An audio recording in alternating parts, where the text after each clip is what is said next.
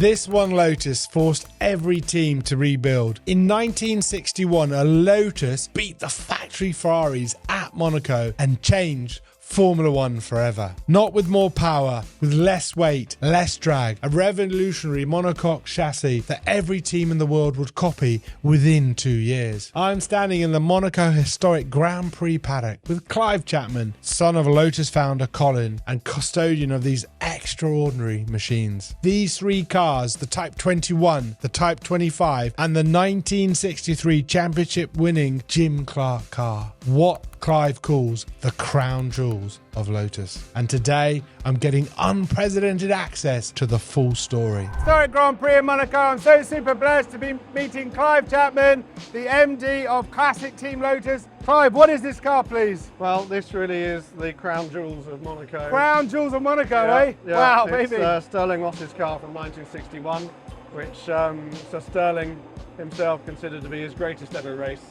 And for Lotus, it was a hugely important win. Not actually by Team Lotus, by Rob Walker Racing, privateer, bought the car from my father, went to Monaco. Wow. Can't be bad. What year was that? 1961. Yeah. Yeah, it was a 3-hour race back then. 3 hours? Beat the Ferraris. Yeah. Beat the works Ferraris. So, you know, Lotus in its early days really beating the mighty Ferraris. And that is the crown jewels of big of stepping the car. stone. Yeah, yeah. Beautiful. Great to have it here. Owned by Tybee and Salisbury, an English collector. Yeah. Bought the car a few years ago, and he just here a couple of years ago did well. This year even better, working his way up the grid, taking it steady. He's done the whole weekend, hasn't put a wheel wrong. Perfect.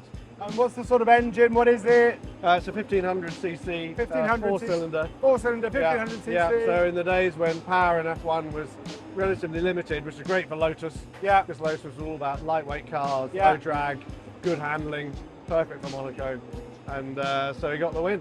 Fantastic. Let's go. What's next? Okay, so we really have got okay, that's the crown jewels of Monaco. Crown jewels of Monaco. But the three of them together are the crown jewels of Lotus. The three crown jewels. I love that. The three crown jewels of Lotus. And, okay. This is the Type 21, chassis 933. It won the US Grand Prix. That was the first Team Lotus Grand Prix win at Watkins Glen. Watkins Glen. And similarly in 1961. So the first time that Colin actually managed to win a race with Team Lotus. That's beautiful. Innes Island was a great character. One of the really outstanding 60s drivers. And beautiful car. Owned by Dan Collins. Yeah. He's owned the car for donkey's years. He's raced here for donkey's years. And he put in another great performance this weekend. Finished 7th. Didn't touch any walls or barriers or anything. Must always be a fear if you're a racing driver in such a valuable asset. Yeah, well, actually, he doesn't really see it like that. You know, he certainly appreciates the car. He's honoured to own it, but he doesn't look at it from its value. He looks at it from the point of view of what it represents history-wise and how much fun he has in it. And then, what sort of engine again are we looking at? Yeah, so again, this is a 1.5 litre 4-cylinder. 4-cylinder, 1.5. Yeah. What kind of top speed would you get? I mean, I know it's not. Yeah, I mean, speed, Monza, but you were here. I don't know what the top speed would be, but Monza, you're probably looking at about 165, 170 in one of these things. I mean, that is super fast back in that time, huh? Yeah, it's just a glass fiber skin. I mean, you can see why, unfortunately, so many drivers would have died if they have an accident at that speed. Yeah, I mean, mainly the cars weren't really designed for impact in those days, and the drivers actually didn't have seatbelts. Oh my lord, no seatbelts! Because it was considered better to be thrown out. That's incredible. And the rollover bar that you see now is because the drivers do wear seatbelts. Obviously you have to have it. You can see the original rollover bar inside the modern one that's now required. That's pretty much the only difference in the car between now and 1961. The tyres are the same, fuel is the same, the engine's maybe got a little bit more power, but not much. Beautiful. Yeah. Lovely, the green as well. And this one, is this one a race? This is the dream car. The dream car. We've got a great collection of cars, but we don't have a Lotus 25. This is the Type 25 chassis R4, Jim Clark's championship winning car from 1963. When you say championship, for educators, not viewers, Formula One World champion. champion, Jim Clark. Jim Clark. Greatest Team Lotus driver. greatest Formula One driver in my opinion, and many others whoever. That's incredible ever raced. to know. So in your opinion, the greatest champion of all time, Jim Clark, and for your... There was 10 races in the championship that year. He won 8 of them at a time when that just didn't happen. Beautiful car. Dad added the yellow stripe. We got the red leather trim, the red steering wheel. Looked gorgeous. Goes like a train. It's owned by John Bowers here, from Australia, and it's just won Monaco Historic for the 6th time today. Wow! An outstanding race against the Ferrari, nose to tail the whole way. Andy Middlehurst used to race British touring cars, so he's an ex-pro driver.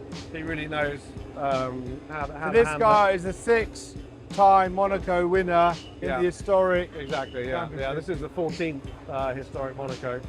And this is a Climax V8 engine, still 1.5 litre. So what's make it, when you say Climax V8, so it's obviously changed from a 4-cylinder? Yeah, well, that was a Climax again. Okay. They were Climax engines. Climaxes, And they were developed as water pump engines for the military and for the fire service to be able to pump water at a very high rate, very efficiently, and be able to be carried by 2 men in the field. Wow. So lightweight, lots of power, and durability is exactly what Dad wanted for an engine. Makes a lot of sense. And then they went on and developed the V8 because they started being successful in motor racing. What's on the dials these days? I mean it's pretty basic. You got oil. Water. Fuel pressure. There's no actual fuel gauge as such. Right. There's no speedo. There's only a tacho. Right. They probably didn't want to know how quick they were going. So it's really the tacho, and then they'd occasionally look at the other gauges. Tacho, for those again, is what? The rev counter. Rev but counter. then they probably didn't even look at the rev counter that much because they just learnt the sound, so they knew exactly what revs they were doing for the noise. Brilliant. This is arguably the greatest F1 car in the world. It revolutionised Formula One car design. It introduced the monocoque chassis, much stronger, also lighter, less frontal area at a time when drag was vital to minimise drag, to maximise speed. Much stiffer chassis, so the suspension was more sophisticated and the performance of the tyres was maximised. So faster down the straight, faster around the corners, Jim Clark driving. What more could you ask for? Yeah, well done. Today we beat the Ferrari again, and they were nose to tail the whole way around. Absolutely hogged all the TV coverage. Lots of people looking at home, and all around the world actually, with John being Australian. And just a great result for the team. The lads were here till 1:30 this morning working on the cars. And they were driving a car around the paddock at 12:30, which didn't go down too well with the locals, making lots of noise. But the mechanics have worked incredibly hard, as ever. Even in this modern day, whether you're in Formula One or historic car racing, mechanics put in a shift. Modern day, they got a curfew. They have to all leave at 6 o'clock, so no one's allowed to work until 1:30. Not anymore. They don't. No, it's like 6 o'clock, off to the hotel, no beers, off to bed. So all quite different nowadays. So to get a win, I mean, winning genuinely isn't the thing in historics, but to get a win, for the lads after all that effort they've made, and for the owner who's flown in from Australia, just great, and for Lotus as well, just flying the flag. Fantastic. And how can we help you? What are you always looking for more drivers? I don't know. Gentlemen drivers? I mean, we're going to do a little bit of a series about what does it take to drive a car, what is the journey of a gentleman driver who's 40 years old, going to start out racing. Obviously they've got to learn, take lessons, and there's steps and steps and steps. I don't know, well, flying the Lotus flag, it's different marks appeal to different people. But Lotus, and do you have factory? Do you have a merchandise store? Do people buy online? Oh go on our website, Classic Team Lotus. The Classic Team Lotus, you want to buy the merch?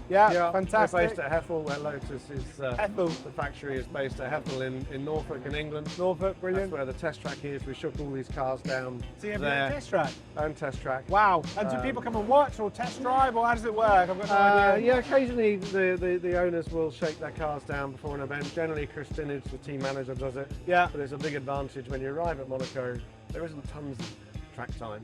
So to know the car's on the money, on the button, a big advantage. Okay. And it's just nice for the factory making the modern road cars For whenever the old cars go out around the track, the production line kind of stops and people will go out and have an early lunch and watch this going round. I mean, the sound must be amazing. It's a really nice aspect of being based at Heffel. Fantastic.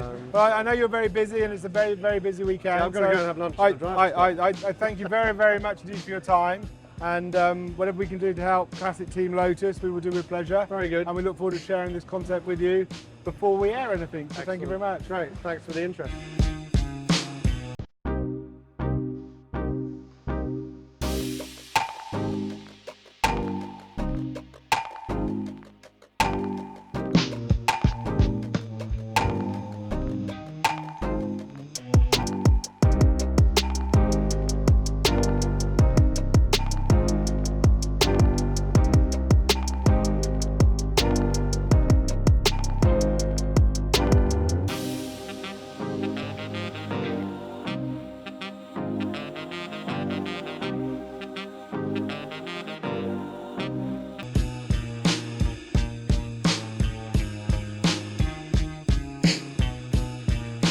Welcome to the Historic Grand Prix of Monaco. Earlier today, I was so blessed to meet Clive Chapman, Classic Team Lotus. What a fabulous collection of cars they have.